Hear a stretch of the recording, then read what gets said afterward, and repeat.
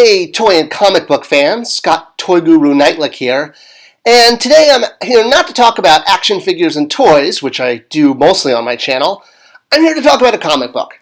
And not just any comic book, the comic book. Well, at least in my opinion. Savage Dragon by Erik Larsen. By far, the absolute coolest comic book you're probably not reading. Most people remember it as one of those image books from the 90s, but this book has it all. It's got romance, it's got sexy chicks, it's got ridiculous amounts of violence, and sometimes ridiculous amounts of alien sex. It's also got really funny gags that will honestly make you laugh out loud. I call it a gut reaction. Oh my God, you ate her? Yeah, basically stuff like that. You will fall off your seat laughing at this comic book.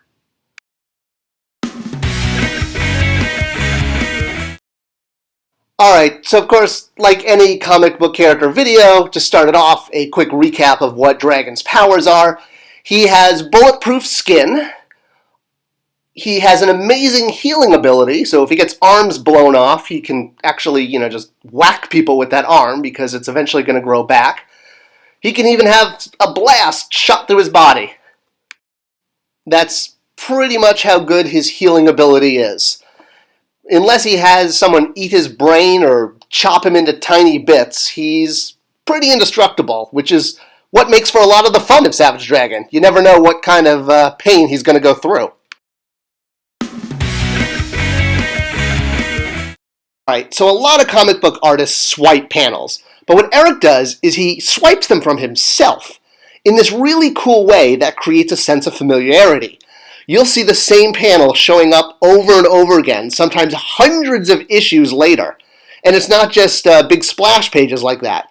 He'll often do entire layouts over and over again that will create this really cool sense of, wait a minute, I think I've seen this before, but have I? It's really cool. Savage Dragon has more long-term payoffs and continuity than anything. This is Amanda Mills, a model that Dragon saves way back in the miniseries. Over the course of time, she marries Bruce Love, that's that bald guy there, who is a drummer in a rock band. All of that was done just so Erik could do this panel almost, 70 issues into the run when he's trying to find Amanda who's been kidnapped. All of that just for one panel gag. You really gotta give the guy credit for stuff like that. Continuity you won't find anywhere else.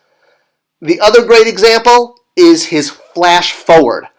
So this panel, which was originally in a very early issue, 29, we met Malcolm Dragon, his son, who hadn't even been born yet. We saw Wildstar having this crazy flash forward. And then years later, I'm talking like 10 years later, the panel finally paid off and actually fit completely into continuity.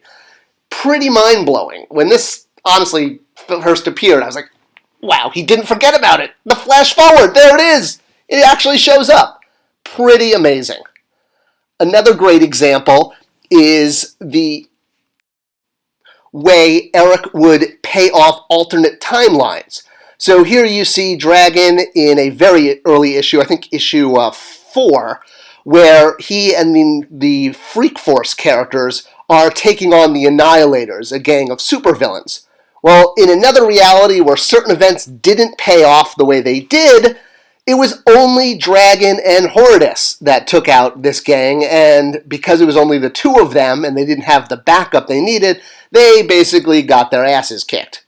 But if you were a long-time reader, when this happened, your mind was just blown that the detail and the ramifications between events not happening, how they led to this. And then, this is also another great one. There was a crossover with Superman where Superman winds up giving Dragon his cape. And then it shows up here and his daughter Angel is wearing it around the house. No explanation, but if you read the crossover, you knew that's what happened.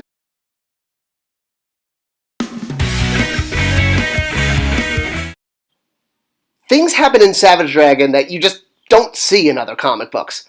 There's an issue where he gets eaten by a giant grok sea monster. And, instead of blasting his way out from the inside, Dragon has to crawl out of the sea monster's behind. Not before seeing a group of pirates, which of course, since these pirates live in his behind, they are that type of pirate. Yeah, he does those kind of jokes too. And of course, there was the famous God versus the devil fist fight, where the devil knees God in the groin, and then they whack each other.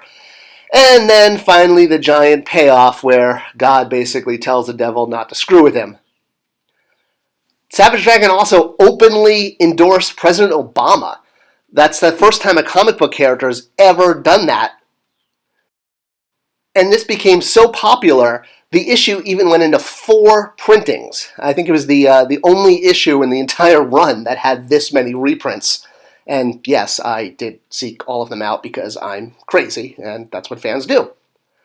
There was also the infamous Create a Character contest with Jimbo the Mighty Lobster, who was created by a fan, and Erik drew that character into the comic after a fan won the contest, and he's remained popular.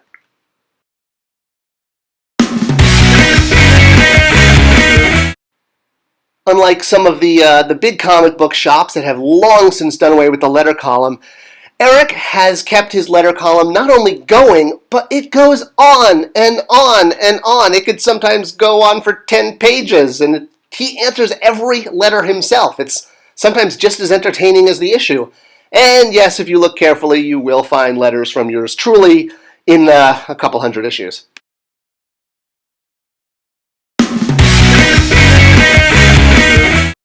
Another thing I really love about Dragon are the industry gags, the way he pokes fun at the comic book industry and what's been happening in it.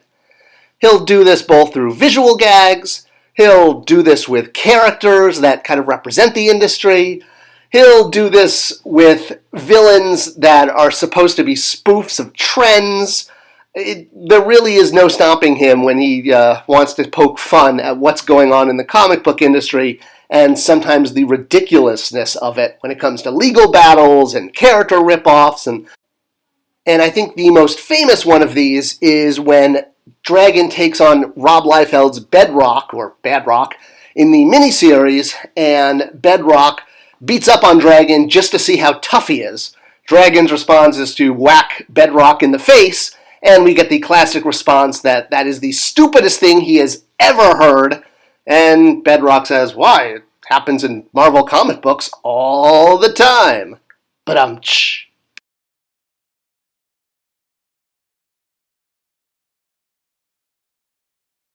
So Erik loves to poke fun at comic book tropes, like the fact that instead of having random thugs for his villains, he actually creates an entire vicious circle of original characters as his random thugs, with each one of them having an individual name and power and origin, way better than just generic thugs.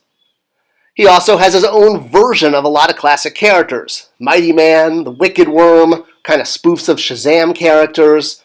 He even has a Solar Man character who is kind of an evil Superman. What would happen if Superman was not a nice guy and just kind of used his powers to do whatever the heck he wanted? He even has his own version of, I guess you could say, Dr. Octopus, just named Octopus. And then there was his Commandy riff. I got into Commandy comics because Erik did this. I was a big fan of Jack Kirby, but I never picked up the Commandy book. Erik did a huge run that was a tribute to Commandy. It was almost 25 issues, and it had Dragon going to an alternate universe and having all these adventures. He even did an issue 156, which had himself fighting an evil twin. Now, you'll notice this cover is drawn by Herb Tropman. The reason for that is because it is an homage to the very first comic book Erik ever read, which was Incredible Hulk number 156, where Hulk fights a version of himself. But the cool thing was, this wasn't just an homage cover for the heck of it, it actually worked in the story, because this was the conclusion to a huge arc where Dragon's evil persona, Emperor Kerr, if you will, comes to Earth and fights himself. Well, actually, he fights the Dark World version of himself, but that's not important right now. Ugh. Time travel and alternate realities give me a headache.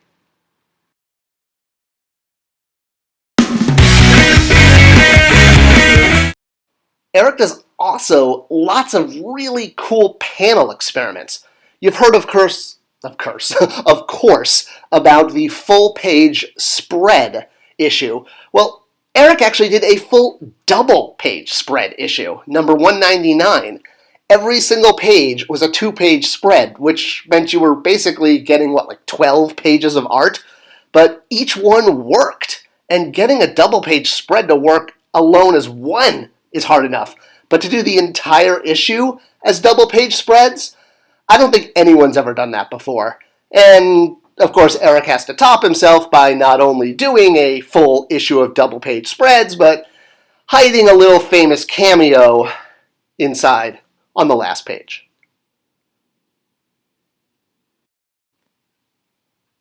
Another great example was issue 113, which was a panel experiment where the first page started off as a full grid, and then each page into the issue lost one panel after another until it finally got down to the final battle where the panels became 2-panel pages, 3-panel pages, well, the reverse of that, 3, then 2. Then it finally pays off with, of course, a full-page spread, losing a panel every single page. Finally, a lot of people in the industry know Savage Dragon is set in real time, which means when Savage Dragon's girlfriend gave birth to Malcolm, Malcolm actually grows up and becomes a crime fighter himself and eventually takes over the title, which is really cool. Alright, and this wouldn't be a Savage Dragon YouTube video without mentioning my other favorite character from the series, Powerhouse. He's a giant fighting chicken. He's a descendant of Ra. He's awesome and worth checking out all on his own. That's Savage Dragon, guys. If you're not reading this comic book, I cannot recommend it enough. It is surprising, funny, violent, sexy, cool. It's everything a comic book should be. And as he said in a print ad, if you're not reading Savage Dragon, you're a dork.